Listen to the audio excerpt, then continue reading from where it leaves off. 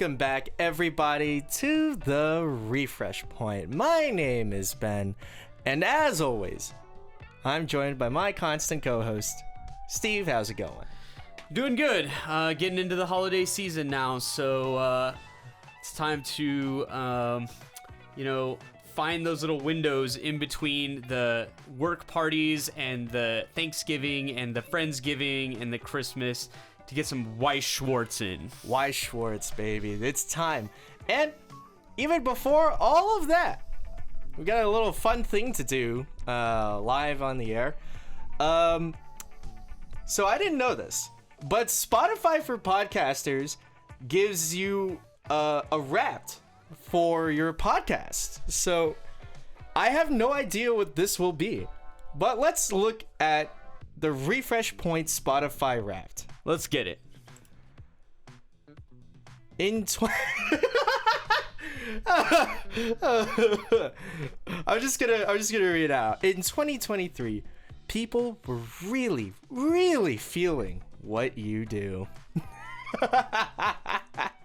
Man, they know how to make your ego feel nice. Ready? Let's take it from the top. Okay. All right. Our top episode was episode 4. Overlord, San Gabriel, and the Art of Burning for One. It's a great title. I love it. It was a long time ago now. We are on episode 22.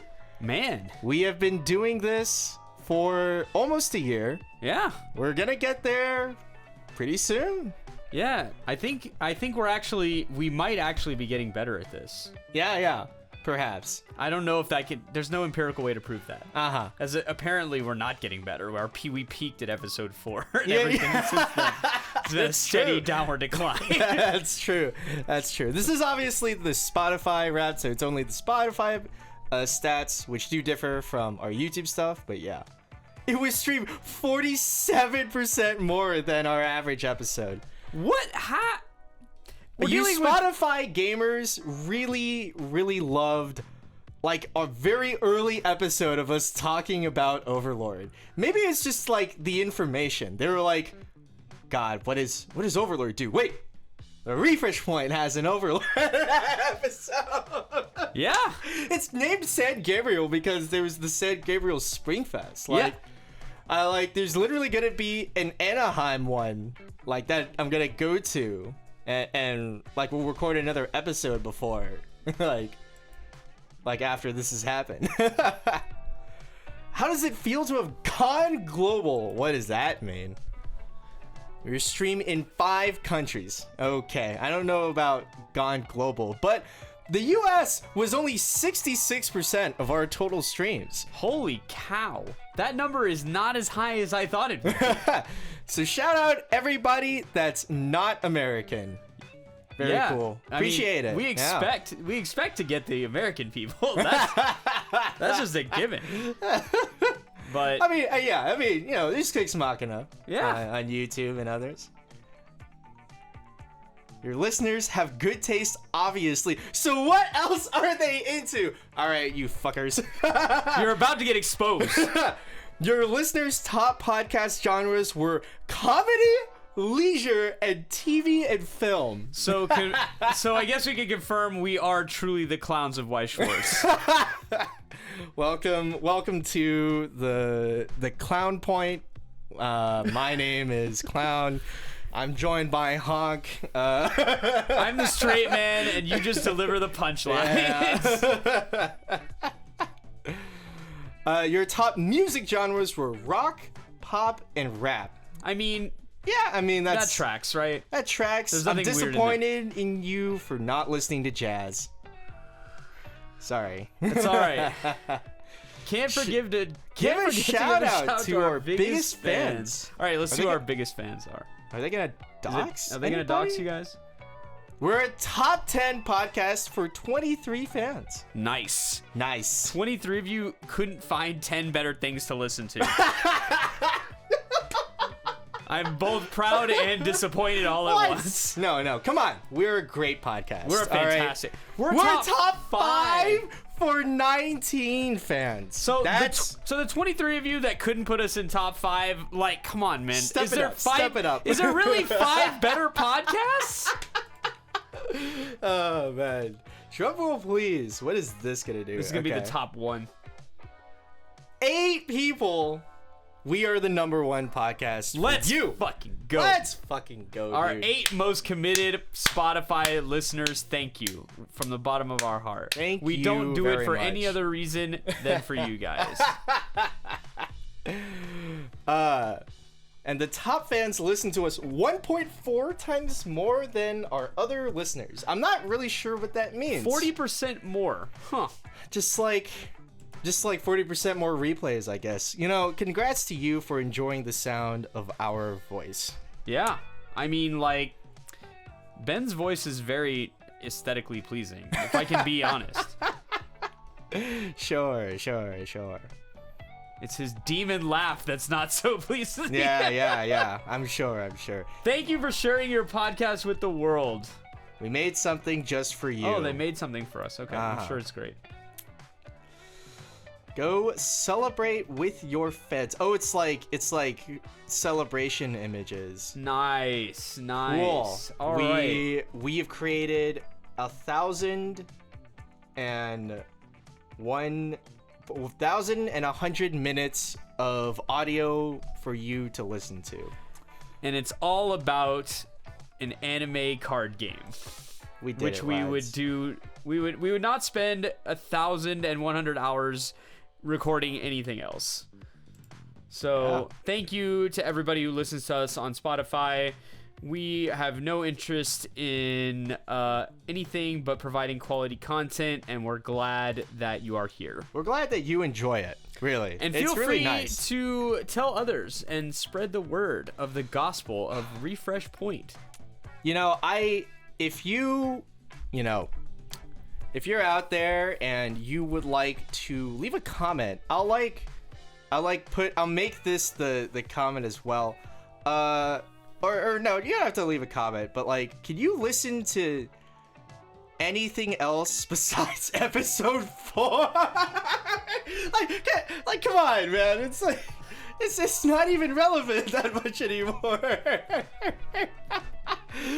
Like, when was that? Hold up. When was we can look at our YouTube and check when that went down. So episode 4 was in April 1st. Nice. April Fool's Day. And surprisingly, it was like very average on our YouTube stats, but like apparently y'all Spotify listeners, y'all were in there. It was episode 4 was the one for you, man. Well, thank you again for all the listening that you do, no matter what platform. We appreciate you. We appreciate y'all. But yeah. All right, let's with that, the first post-ban list regionals have dropped, and thus we have our first look at what might be in store for our new, largely Alice-less meta. Pretty much Alice-less meta. But you know that like some people are like trying, you know. With so many Guilds of Gear reveals, Steve has been proxy cooking an ambitious deck list of his own. The first in many a moon. And a contingent of Dallas players heads to Duluth in search of glory, in search of conquest, but largely in search of worlds invites. Before all that, go ahead and shuffle your decks, tap or cut, and we'll get right into the refresh point with some breaking news. The ban list has dropped, and the intel has started coming in. Yep. So we have a few, we'll call them medium-sized events. Yep. That have followed the ban list, and we're gonna get even bigger ones as we go forward. Duluth and Anaheim will probably be two of the largest of the North American BCS events this season. I mean, it's almost a guarantee that the Anaheim event will be the biggest one of the year. Yeah. And we're seeing some preliminary data that is suggesting that the meta is going to become very VTuber focused for the remainder of the year. And to the sadness of everyone that doesn't like HoloLive, I have bad news. That power vacuum is being filled. And it's being filled by VTubers. So... man. Yep, pretty much. It's exactly what we thought would happen. A lot of decks, particularly standby decks that were anxious to play the game at level 1, play realistic power games at level 1 and 2, were being choked to death by Alice because Alice would not let them do any of that.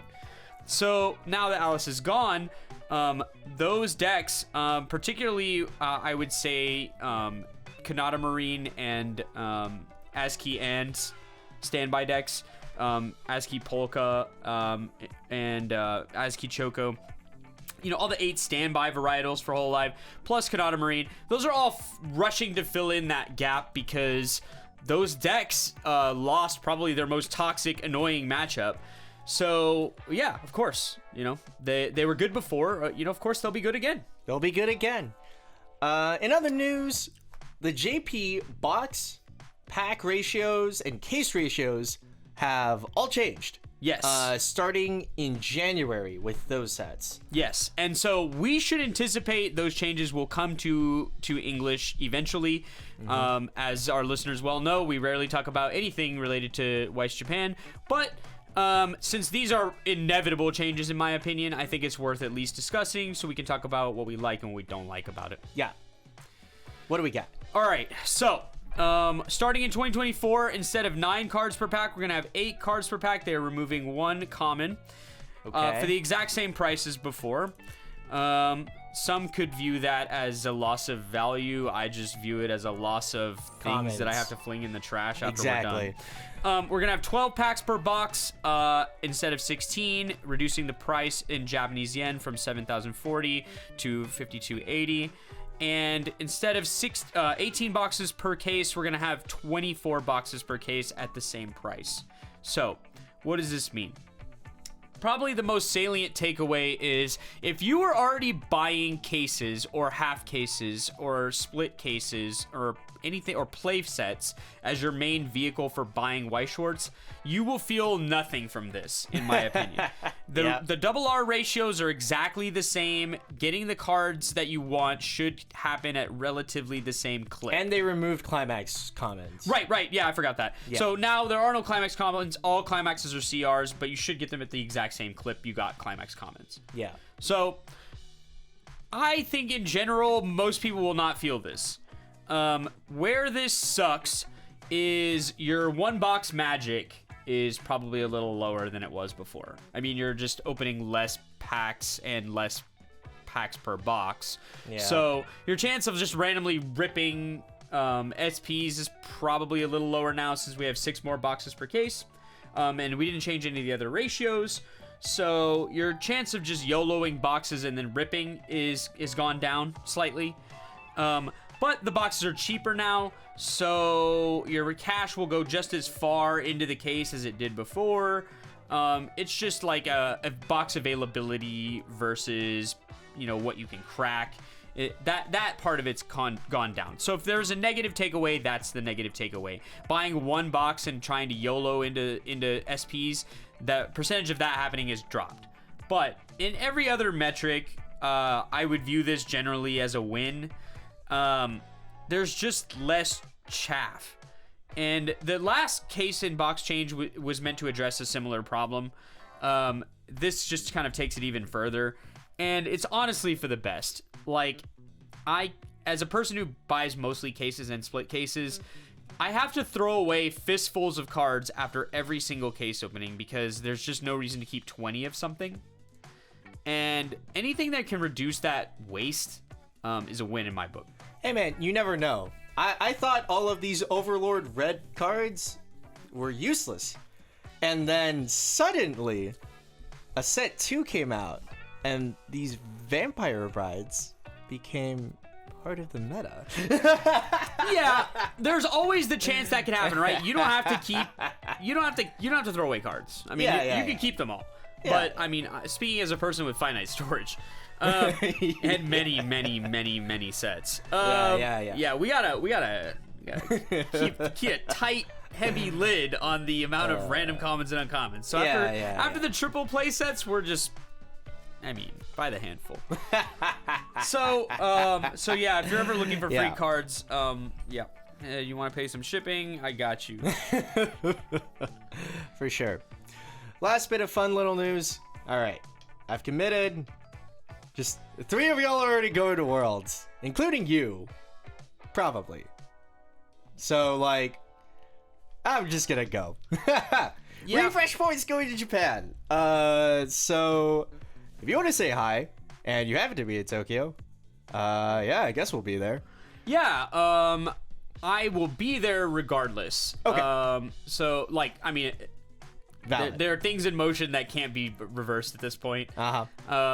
The reason we're phrasing it the way we are is because there's some sticky issues in my passport, but hopefully those Bushiroad will be kind and they will accept me once I get my passport renewed.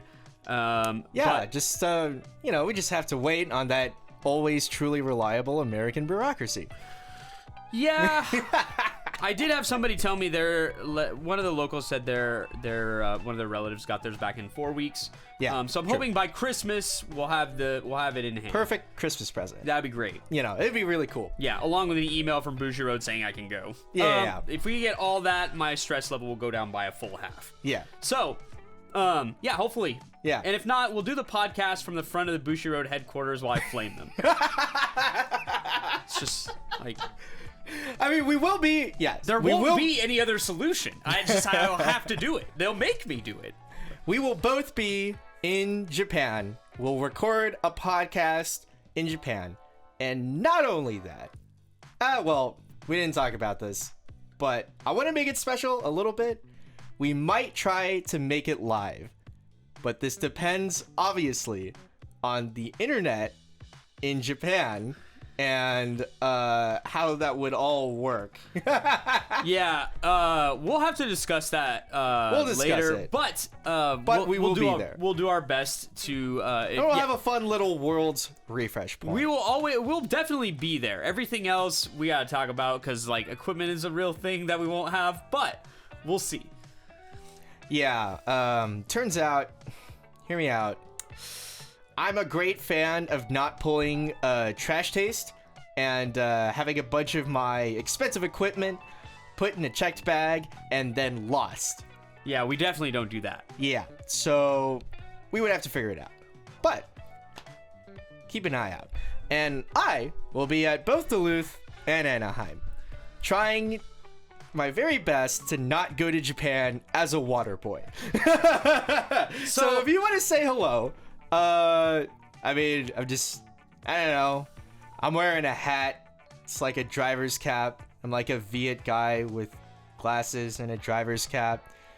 I'll have a mat that has Byoko, a non-copyrighted character on it, and it says "Come and take it" with that character holding a cannon. Or I'll just have my like top 3 Springfest mat out because it looks nice. Why did we make refresh point mats again when neither of us used them? True. I'll probably just have to. At some point, we should try and advertise for our podcast. Yeah. All right. That's fair enough. I will be using the refresh point mat. So if you see it, come say hello. If we're fighting, please just fight me normally. Like I've seen it before in like other communities where they'll be like, "Oh wow, it's like this content creator." I don't want to like trash. No, please just fight me. That's right. Fight me. We want to either put our fans in the dumpster or be put in the dumpster ourselves, and we don't want any in between. Yep. So if you see the mat, don't do anything but play Weiss normally. All right. And speaking about Duluth, let's dive right in to the Spike Corner. So, As if you'd think you'd find us anywhere else. as if you think you would find us anywhere else, it's time to talk about all of these other regionals that have just occurred. And our top winner, as previously alluded to, was HoloLive. Yeah, so we have 3 HoloLive decks in every top 8. We are talking about just The whole game. yes, The every whole squad. every type of build that you can have. Get we the have. lineup, you Yeah. know, line them up on the police ASCII lineup. and everyone. We have ASCII Gura, ASCII Polka. ASCII Choco, No. is there one? No, we have it Kanata didn't make Marine. it. We Sure. have Kanata Suisse Marine. Yeah. We have 8 standby something. We don't know what it is. We have ASCII Gura. We have Mori Gura. Finally, for the first time, whoever you are in France, I love you. And our France winner is ASCII ASCII Polka. Polka. Yep. And so this is just regular human standby deck where like it plays very reasonably for level 1 and then at level starting from level 2 it starts to get unreasonable because we put out this 3/2 that you definitely cannot side attack and it burns you or defensive scries over and over again. Or they'll have great performance and they will have this punch that says, I can't take auto damage and I can't be reversed, so no. Yeah, and so I don't think that they were running the bodyguard. Oh, they're not. Okay. And so Not this list. This list doesn't have the bodyguard. Every time I don't see the bodyguard, I'm a little surprised. But I guess it's clunky. I don't know. I mean, it's a little clunky. That and combination feels really solid, folks. Like maybe I need a whole life player. Comment in whatever you're listening to this to on. Comment to me why the bodyguard doesn't get played. Because I feel like you should run one of this thing in every deck. Because there are just some decks that cannot tolerate this card at all. Like if you're against Avatar Bar Standby and they put this thing down, it's just like, okay, like now I have to figure out how to get the bounce if it's even possible to get, and it's just like, I don't know, it makes the game so much more complex. Well, there is the factor that what is it? There is the factor of the event being an event and not inherently easy to add to your hand. Sure. And that might be like a level of inconsistency that is intolerable enough. Yeah. And to be fair, Luna does say defensive scry. Yeah, defensive scry, no side attacks, which is super annoying for some decks. Like, And it's gonna be like a 13 that will burn you on reverse by for ditching. one. Yeah, by ditching. By ditching. But like, what do you have as standby hand? So the great power of this card is that first line where it says they can't side attack, because Overlord has no way to manage this card. Like on their turn, if they're level 2, their choice is don't attack for every lane that one of these is in, because otherwise you're gonna get anti-change countered. And so like they really like got to stick them up on you because there's no way around it.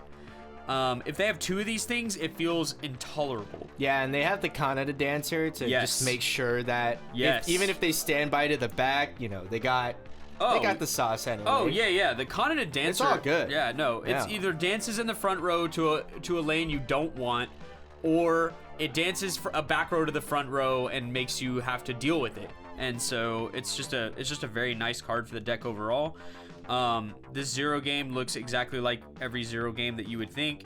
We've slotted one of the freezer just to slap ASCII Gura decks, and I mean this is a very reasonable deck that has great upside. Another cool winner, Avatar. Turns out, if you just attack your opponent many times, they will die. Yeah, so we're seeing quite a few Avatar decks show up. They're all sporting the same top end, which is the Ozula top end. And then we have multiple Hoff level 1 games, and then we have a build here that's actually 8 standby. Yeah. So these decks are all trying to do something very similar to what I would say this is similar to Gura, where we have a deck that doesn't particularly care about doing anything in the mid game or early game.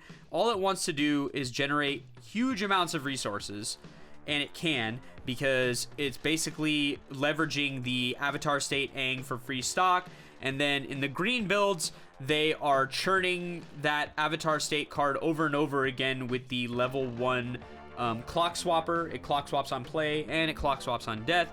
So it's the Steve special, where, you know, the Steve from Toronto special, not me, clearly, where you, because I'm not going to think of good ideas like this. So I'll be honest with you.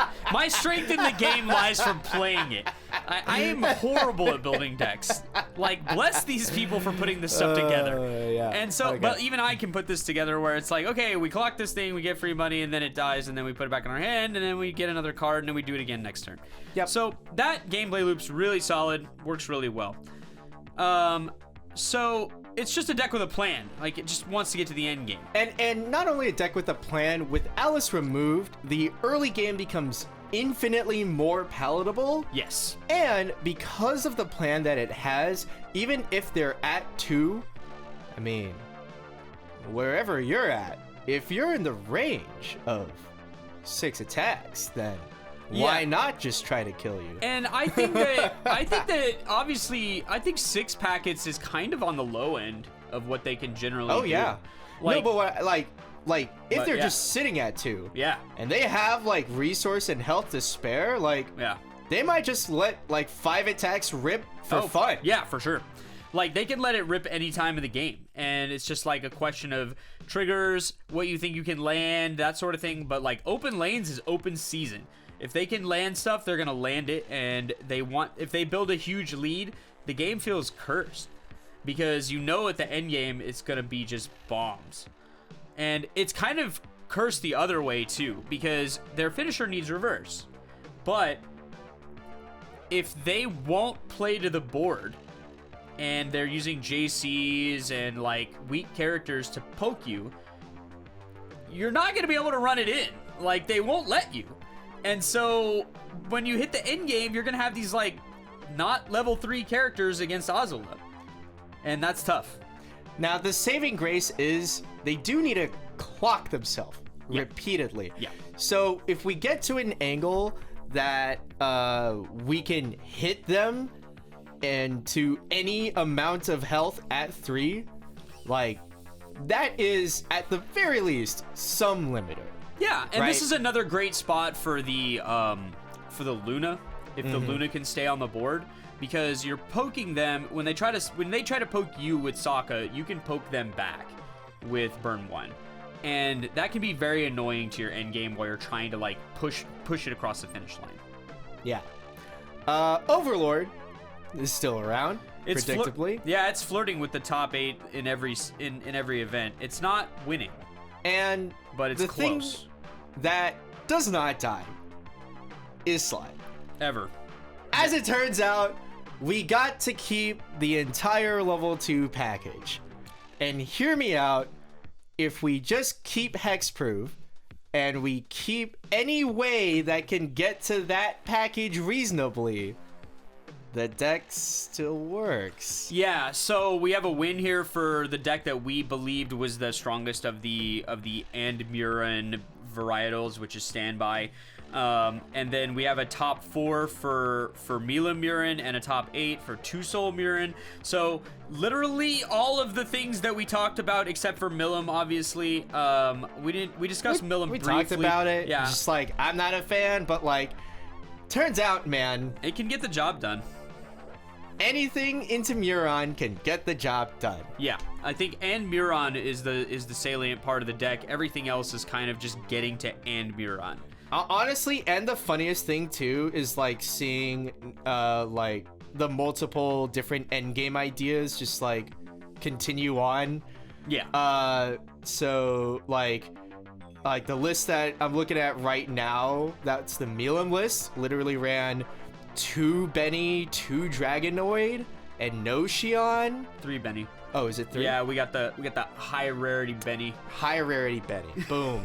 So 3 Benny, 2 Dragonoid, no Xion. And 2 Shuna healers. Yeah. Yeah. So, yeah. Taking the game reasonable. Yeah. Trying to heal down. Why be reasonable in this meta? Don't be reasonable. You need Kill to them. That's right. Just go ham, baby. Like, I don't support reasonability anymore. There's no way. Like, the game is too dangerous right now. You gotta go hard in the paint. Speaking of scripted, from what is it? Scripted Weiss. Yeah. From EU. Yeah. Was the 2 Soul pilot, and they're a known Benimaru hater. Yeah. And so 3 Xion, 3 Dragonoid, I think 3 Dragonoid Bonder, which is the super sauce for trying to actually loop Dragonoid. Yeah, and potions. True. And potions. Yeah. I mean, this is like the full greed setup where you're just like, 4 Bonder, 4 of the Miron Bonder, and just hard jamming them every single turn. Like, this is literally getting into a sports car and just flooring it right to the edge of a cliff. I mean, you don't need hexproof if they're already close to dead with no counterplay. Correct. And we have Ramaris reintroduced in this build for some stability. Basically, a potion is a free guy every 2 turns with Ramaris. So we're using that to, like, in case we block, then we need to keep the game going. Yeah. And the standby Miron list is kind of like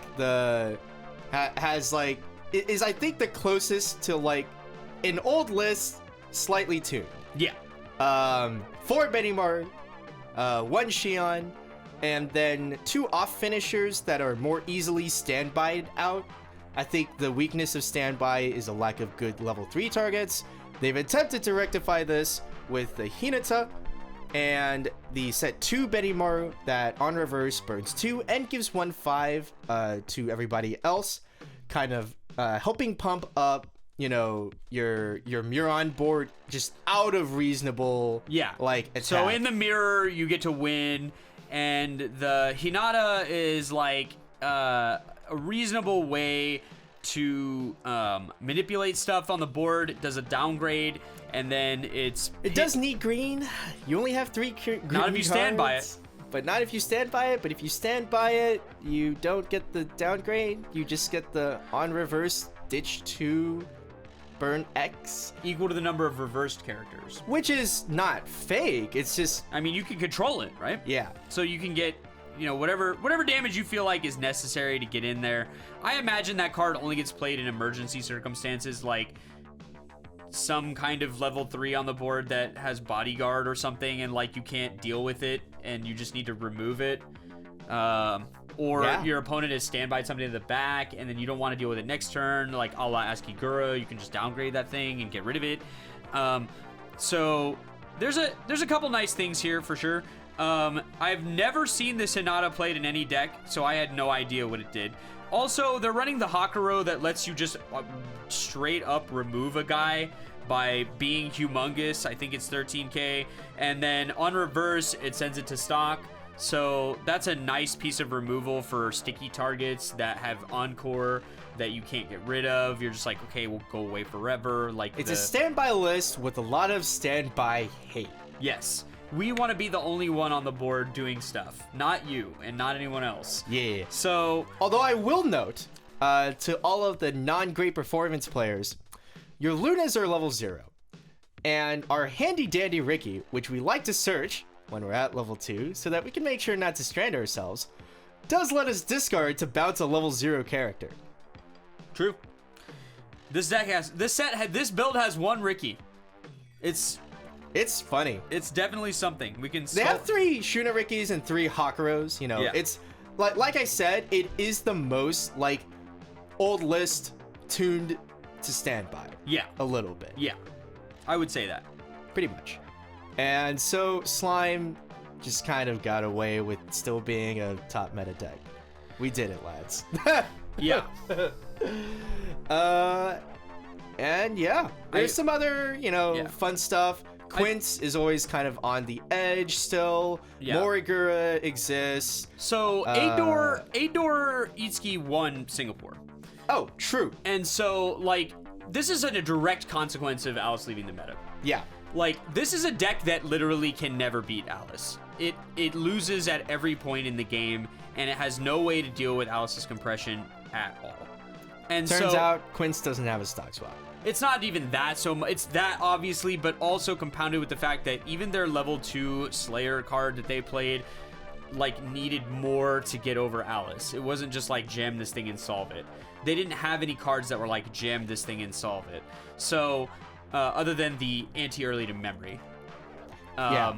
So, it was just a very cursed matchup in general. But now we're back, right? We can just incinerate people with our extremely dangerous finisher. Yeah. Speaking of trying to incinerate people with extremely dangerous finishers, 7 Deadly Sins in Australia got second because it still can work. However, it did lose to Slime, which, if you think about it, makes a lot of sense. It's also worth mentioning that standby Mirren deck that it lost to had 2 memory counters. And 3 Shunas. Like, there's no way. There's just no way. Can't play the game, and Betty Maru, there's just no way. Can't play the game, man. No. Help me. Bro, you could have... Oh my god, it's even worse, I just realized. Yeah. You could have double Shuna and the Betty Maru. The Betty Maru gives your front row Shuna another 1/5 power. Yep. So even if you can try to get a power pump on Escanor, you still lose to the memory backup. You still lose to the memory backup. No, it's cursed. That matchup's cursed. It's cursed, yeah. Hate that. Congrats for getting second, honestly. Like, you had to navigate probably quite a few, like, maybe you were able to navigate all the slimes correctly. I mean, there were no other slimes in the top 8. That's crazy. Nope. Got the path up to fight the cursed matchup at the very end. And shout out to the 3rd place Azure Lane Pants double bar build.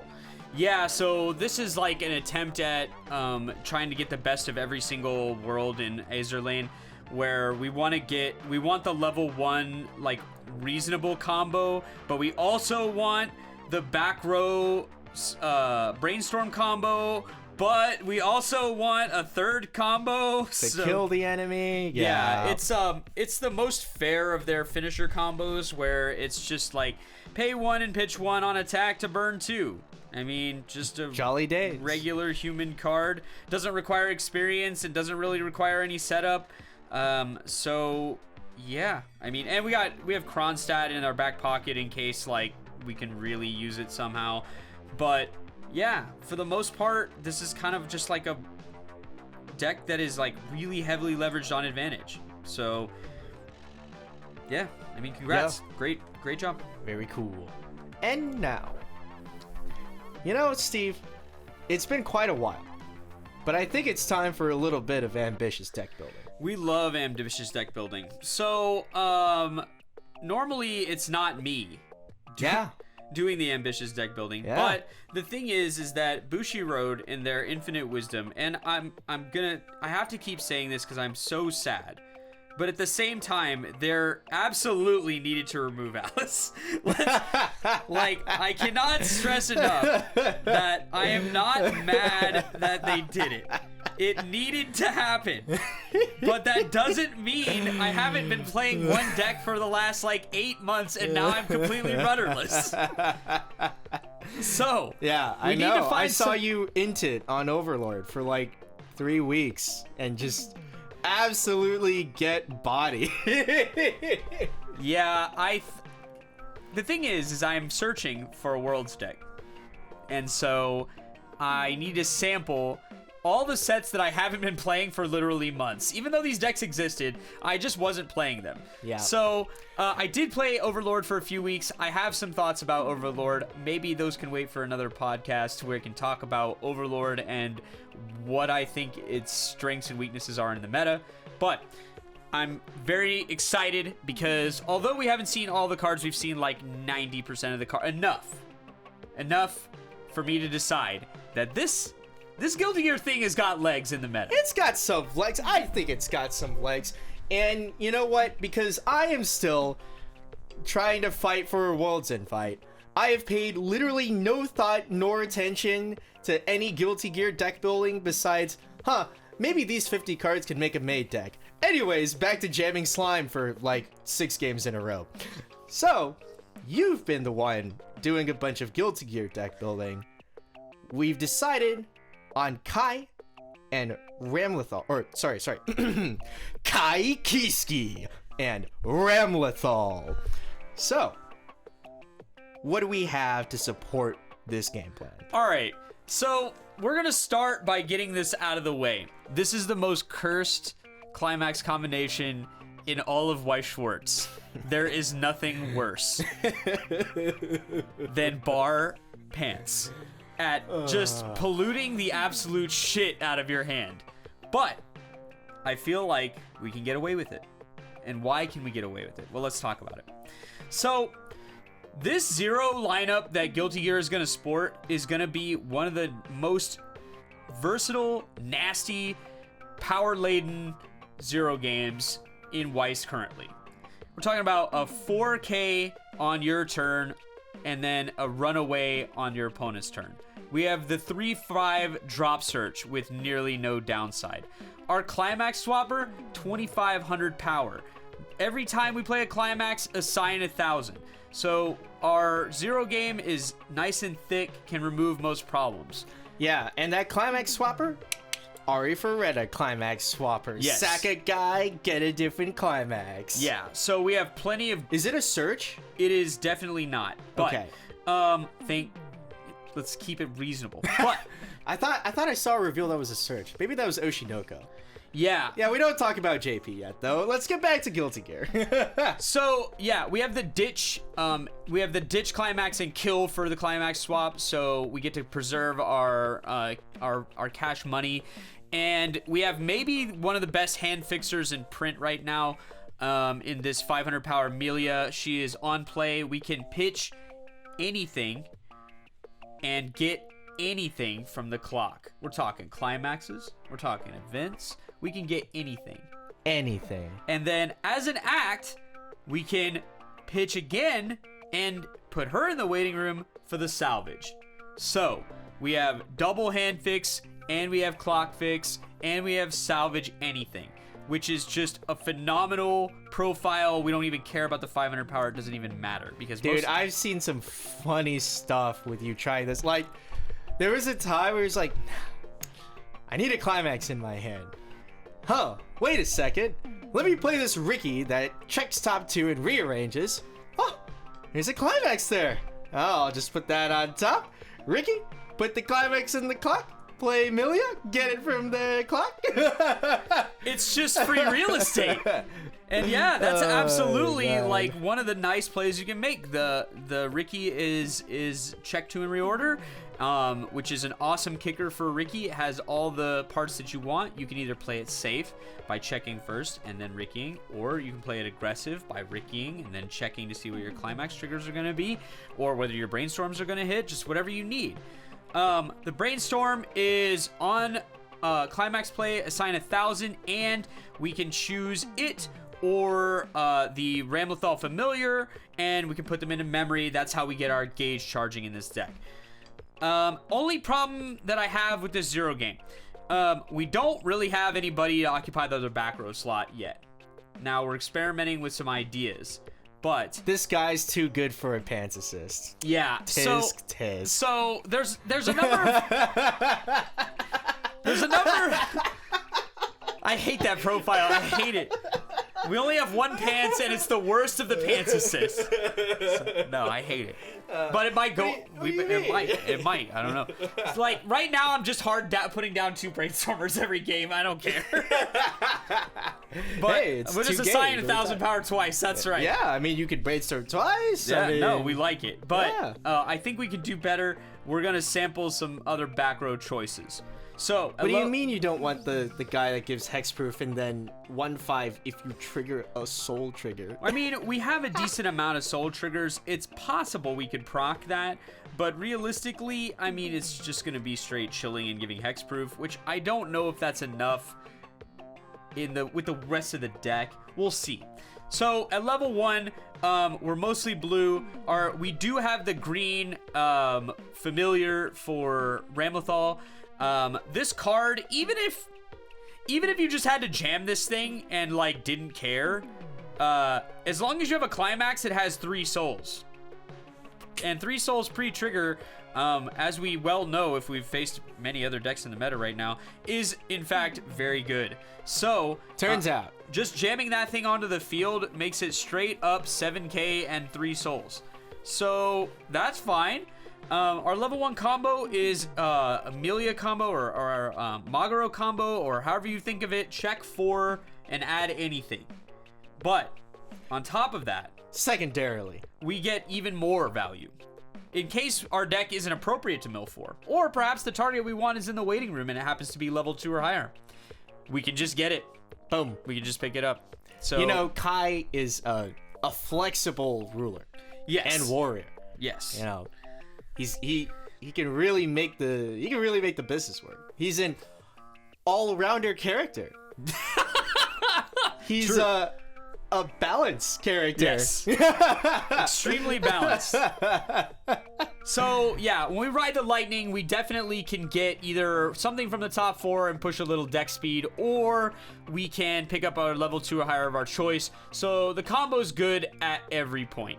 We can use it when our deck is big. We can use it when our deck is small. We can do anything we want. Yeah, he's a balanced character. To quote the Guilty Gear Strive website. Nice. So we get all the good balance effects.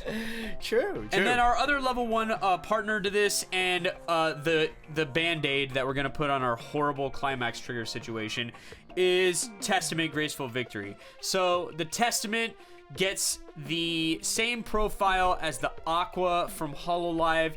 On attack, we can assign power 500 times the number. You know, of that's other... a lot of like. That's like a lot of effects. Aqua from HoloLive? Yeah. Come on, man. Okay. All right. I'm explaining it. Yeah. So it's a 1/0 4500 on attack. It gives power 500 times the number of your characters to somebody, and also on attack it gives all of your characters the following ability where you can pitch a climax whenever you trigger a climax to salvage. Yeah. We love that because every single one of our climax triggers will put a climax into our hand. So we can always proc this thing, and we can pitch any extra climaxes that we don't want for value. You know, as a zoning character, Testament lets you zone your climaxes away. Right. To the waiting room, which is where they belong. So really? Maybe, the waiting room? I mean, not the deck? After Yeah, sure. Except for the one that we keep in hand at all times because it's 2023 and we don't leave ourselves without climaxes in this meta. Yeah. Rolling into level 2, we start to hit the heavy utility. Not anything that we're going to fight for the board with. This is not going to be a fight for the board deck. This is going to be a let's keep the game reasonable and then start setting up a way to win. So we have the 2/1 Giovanna. Can be big, but we'll put big in quotation marks for a level 2. 11/5 with nothing else. And we have pay 1 and ditch 1 to do the fair Fumio, where you hold out 1 climax of your choice and then reshuffle the rest into your deck. This is our only decompression mechanism so far, and it's there for the situations you would think. Now hear me out, lads. If they decide after all of this to reveal a stock swap in like the last 3 or 4 cards in the main booster, man, what a tease. Then we'll go from has legs to is extremely dangerous. Nah, they're just gonna make it some hot garbage. It's gonna be like a pay for event that's like level 1. Don't threaten me with a good time. As long as it's stock swap Fumio, We can make it work. Our other 2-1 is another utility piece that's going to help us try and win the game. It's Testament, Beautiful Gear. On play, we get to salvage literally any character and then discard, so we have yet another discard outlet. So we're real heavy on discard outlets in this deck. We have discard outlets everywhere. We've got the Melia, we've got the Drop Search, we've got the Giovanna, we've got the Testament. Like, we have both Testaments. Our discard outlets are pretty heavy all throughout the build, and they have to be, because you are going to have 3 climaxes in your hand at all times if you don't. So we need a nice spread all across the level spectrum of discard. And burn 1 twice is a deceptively useful mechanic in the mid game. Yes. So or maybe just deceptive to me.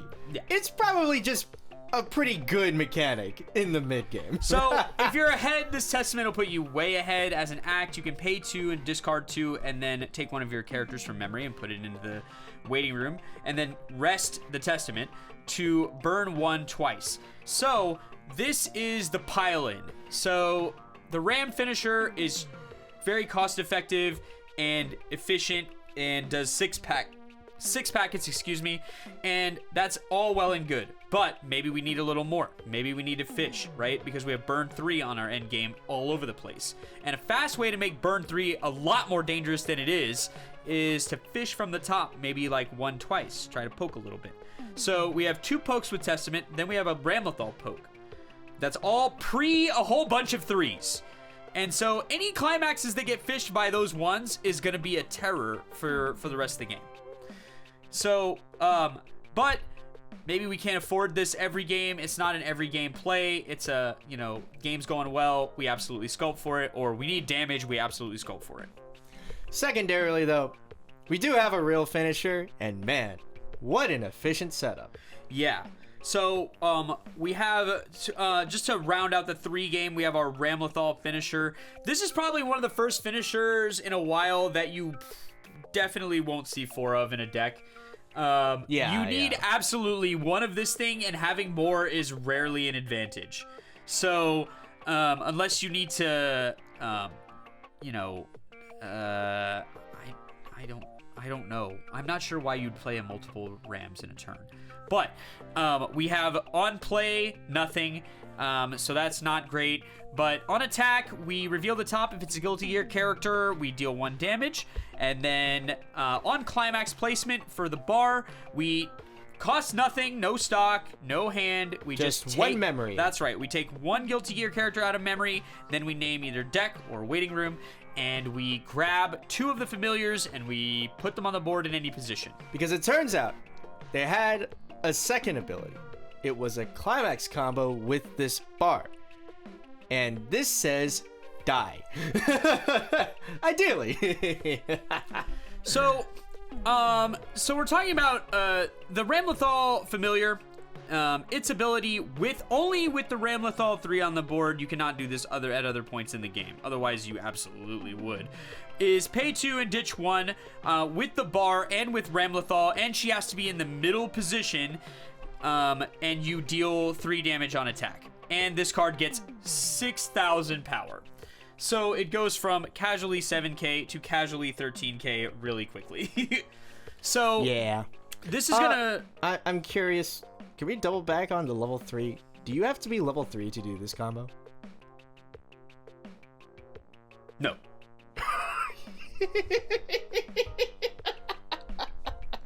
Yeah, carry on. I mean, so not to belabor the point, but I think this set has standby.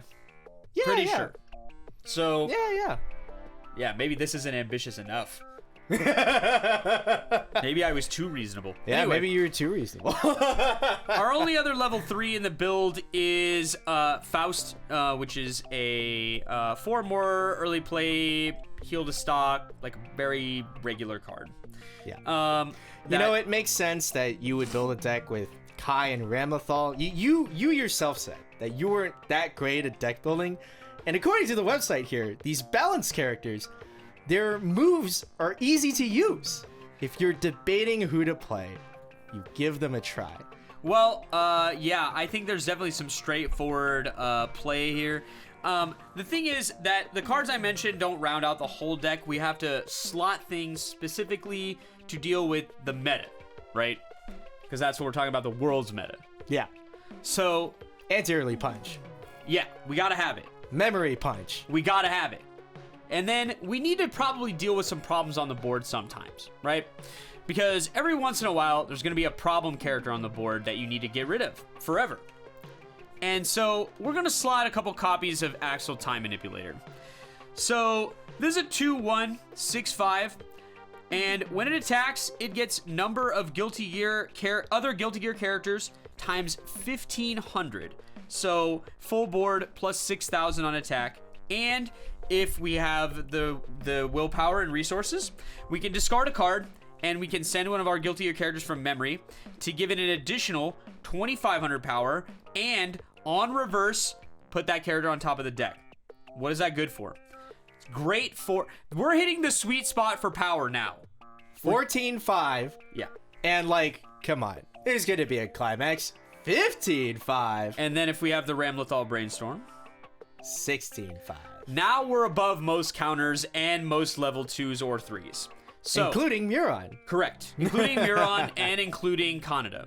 So these are the two main targets to remove with this card. And Luna.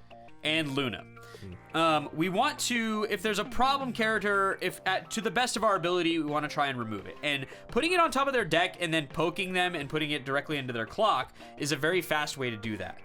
Although I guess if you played the Giovanna Clock Bomb, that would also technically get rid of the Luna. Yes. That's true. And you can't even decide not to send the Luna to clock. You have to front it. Yep. Yeah. There are some ways, right? Sorry, I just... No, yeah. That Luna's a funny card to me. It's like, it's so good... Unless they've got the juice, and then it's like, you got me. You had level 0 things that annoyed other level 0s? It's kind of cringe. And so, because I don't prefer Overlord, I have been playing it, but I do respect it, and I resolve. Also, for all these standby decks, right? If I just can't find any inroads into the board, and I have to have inroads to the board, or perhaps my opponent has standby 2 Guras and is threatening me with ultimate annihilation. Well, we got a card we can sculpt. Yeah? And we're gonna solve that problem. It may kill us in the process. But we may choose the nuclear option if forced.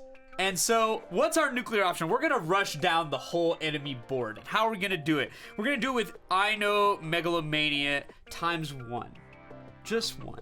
We love Ino. And not as much as Daru Ino, but we do love Ino. No, we don't love Ino because our first Guilty Gear was the first Guilty Gear, and that character is real toxic. But well, we love this Ino. We definitely do. So 4,500 on attack, it gets power. Who cares? On act, pay 4. Pay 4 and pitch 1 and send a character from memory to the waiting room, and we take all of our opponent's characters and we put them all back into their hand. So if you have been cheating and playing your guys for free using standby mechanics because you're a scumbag, well, I have the remedy for that. Or perhaps your character is immune to most of the mechanics of the game, and you think that you're gonna stack 5 markers onto this character and then send him to memory, and then you're gonna incinerate me in the late game. Well, I have news. I don't think so. Because I will sculpt this thing so fast, and I will hold it all game. It'll be the last character I play. I will stop attacking. Unless you need force stop. Right, in which case we gotta keep attacking. But this is the card, right? So this card is really...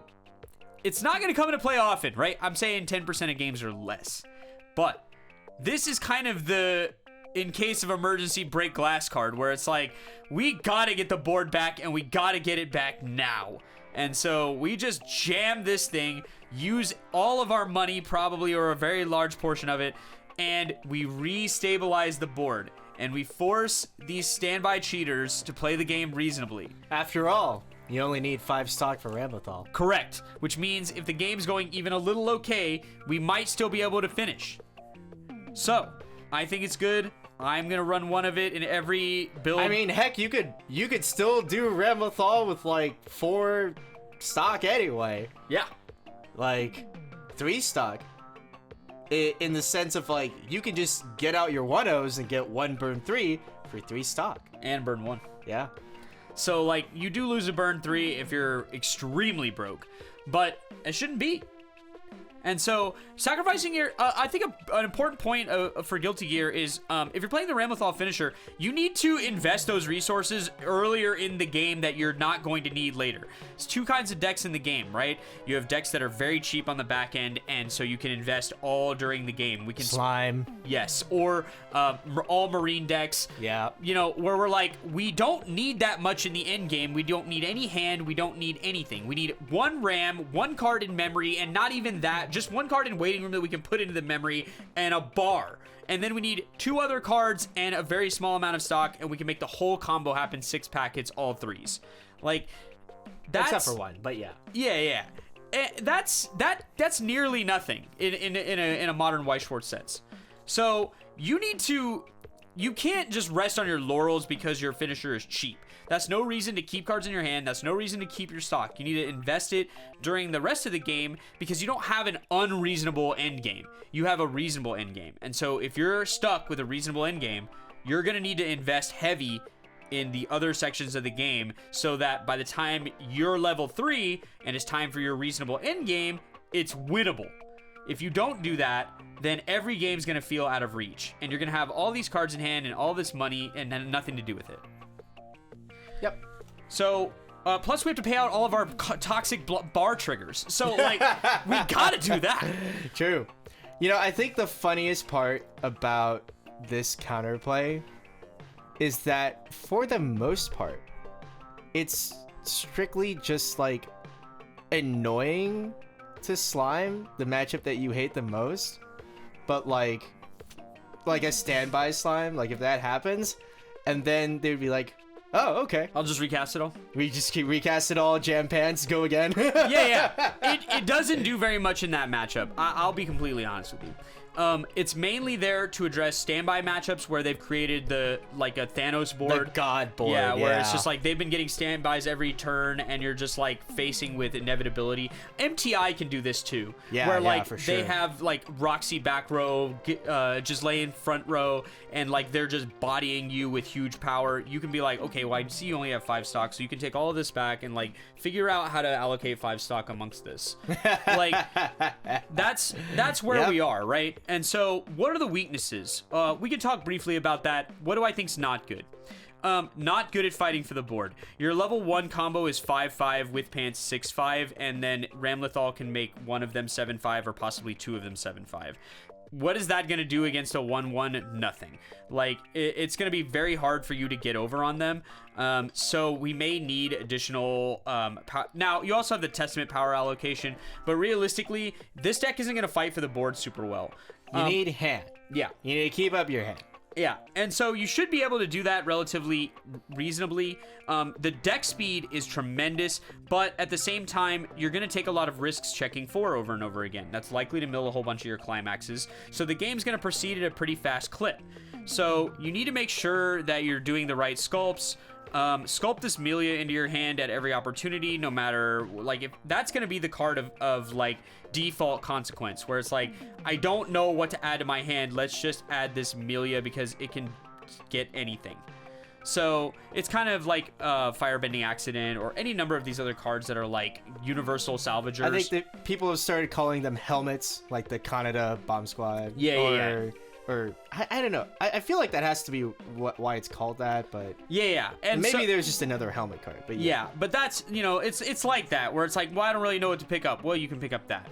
And so that's kind of how this deck is going to go, is you're going to try and re-Kai them as many times as you possibly can. And Lord knows you should have enough climaxes to do it. You're going to be probably heavy brainstorming. Like you've definitely got enough resources to do it. There are definitely changes that could be made here. There is room for the stock charger instead of Testament, but you take on additional risk.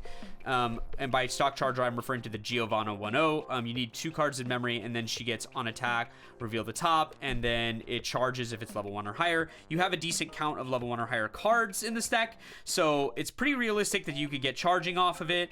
You could also switch out some of the counters if you don't believe in the memory counter and you don't really want to fight for the, you don't think you're going to have anything fighting for the board where the memory counter will matter. I can understand that completely. Your 2-1s aren't that big, and so a lot of times the memory counter will be kind of out of reach. So maybe you don't run that and you could swap it for something else. Yeah. And you can try the Guilty Gear Strive English Original when it comes out on December 15th. Or, proxy a few cards. Yeah. Have a little look. Yeah. Have a little fun. Yeah. Okay. It's really just not wanting to load for me. I wanted to check, is there, maybe your phone will load faster. Because we might have missed our boy Kix Machina's only remaining regional. I don't believe so. I think And yeah, Bushiroad has decided to time us out. I can't connect. You have anything? Same diff? No, it's a Bushiroad site. But okay, no, there's nothing after December. Yeah, and okay. So we're gonna have 2 weeks of off time or whatever. On a quick comment box, we apologize for not being able to get back to you quicker, Kix Machina, but nice dual lane Pachin you're playing. And at this point, I would just keep playing dual lane Pachin, dude. Like, it's a reasonable dark horse that, like, it's got a game plan that can win. Yeah. I guess the only thing is, like, I think that, like, Pachin himself isn't super necessary anymore because of Alice being gone. On the counterpoint, he becomes a much more, like, stomp in the face at level 1. If they have the double 1-0, that guy is basically Thanos. Like, you can't get over him. Yeah. He's like 15,000 power or something. So, like, that's like a much more real option right now. So realistically, man, if you've been playing it, and, like, I understand that you can play Overlord and you can play Ijika 8 choice, but if your heart really is with the Tokyo Revengers, I think that's a set that you can make that happen with. I think it's also worth pointing out that if you've been playing that set hard for, like, literally, like, weeks or months or however long it's been out, then you absolutely should just keep running it. Because playtime does matter, and I always believe in the player and not the deck. Yeah. And one last comment for the road. Jessica notes that if we don't know what to play, there is a Sao deck that burns 4. That's pretty okay. And to that, I will raise that I am fucking poor at this time. What the What? Where am I buying Yuki Shinon? Oh, were there reprints? Like 7 years ago? Yeah. Yeah, dude. I'm really going to be able to easily find all of the essential pieces for a Yuki Shinon last shot deck. That's definitely something that I could do quickly. Yeah. I haven't looked at, being a person who's collected it as it released, I have never looked for the singles for those cards online. But I would guess that since the last reprinting of those cards was not recent, they're probably not super cheap, and yeah, that could be real awkward. Also, it takes a specific kind of individual to run this sort of deck. It's a $15 double rare or rare, or rare or double rare for both set 2 and the re-edit. Yeah. For just last shot Xenon. $15. So that is $60. Yeah. For the finisher, just the finisher, I own no other sound that's relevant. Okay. Let's look up Yuki. I don't know how to spell Yuki. I did not watch that. It's YUU. Okay. Mother's Astraria? Probably? Let's see. No, this is the 10th anniversary one. Okay. Oh, yeah. Well, I gotta start guessing at I think that which one's the right one. Yeah. Yeah. Nope, that's not it. Okay, we're just gonna go for Yuki and There it is. Prey. Yuki second. Oh, it's out of stock on TCG Player, except for the one triple rare that is $75. If that card is worth $75. Oh no, there's 3 rares. Okay. That's $25 each. Low. What's the other listings? They're all okay. There's one that's $9, but actually it's in Japanese. Nice. Yeah, one listing. So to clarify, there are 3 each at 25. So if I wanted to spend a bare minimum of 160. I'm guessing at literally every other card, but like 160 to start off with. I could play Last Shot Xenon. On an unrelated note, I will be selling my Yuki and Shinon cards right as this podcast ends. Holy moly.